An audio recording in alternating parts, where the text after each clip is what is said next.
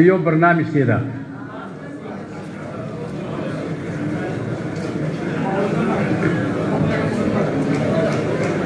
هلا دجيو أقول عضي بقول يو سيدات حلبان سلاس أي ساعة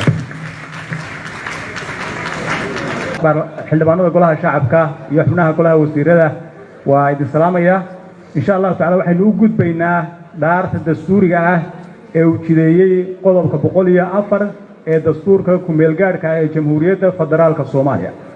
waxaan akhrin doonaa dhaartu sida ay ugu qoran tahay qodobka waxaana diga daba odhan doontaan dhaartaas aan akhrin doono isagoo qof walba kitaabka hortiisa yaala gacanta saari doono insha Allah waxaan bilaabaynaa dhaartii waxaan ku dhaaranayaa magaca Ilaahay inaan xilkayga u gudanayo sida dalka dadka iyo diintu ku jirto dhowrana dastuurka qaranka iyo shuruucda kale ee dalka u yaala waa mahadsantihiin Allah idin fududeeyo xilka aad qaadeen waana idinku hambalyeynaa waana idinku ducaynaa assalamu alaykum wa rahmatullahi wa barakaatuh waxaan idinkaga mahad celinayaa kalsoonidii buuxda ee aad siiseen golaha wasiirada cusub iyo barnaamijka xukuumadda waxaan rabaa halkan inaan ku xuso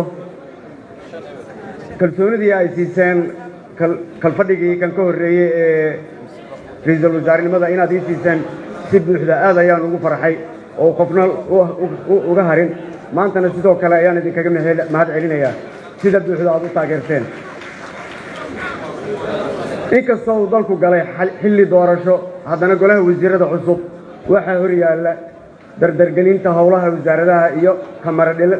kamari dhalinta barnaamijka xukuumadda waxaan أنا أبغى وبريها سبحانه وتعالى إنه خذيه قدشة هولودا مدنيال يمروين وحن أرتينا كل دردارنا يا قولها وزير هذا إني كذا بيان حقيقيانا هنك أمضى الصوماليات وقبان دولة كل قيس سرين الشرعية كانت ترجمان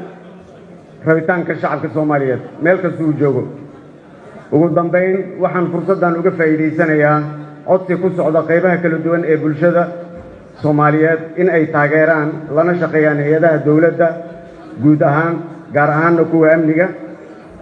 sidoo kale waxaan ka codsanayaa dawladaha xubnaha ka ah dawladda federaalka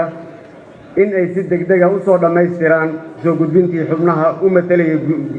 gudiyada doorashooyinka ilaaliyana qoondada haweenka meel kastoo Soomaaliya joogto ay ka soo wacayeen dumarka Soomaaliyeed iyagoo codsanaya in la ilaaliyo qoondooyinka haweenka Soomaaliyeed waad mahadsantihiin billahi tawfiiq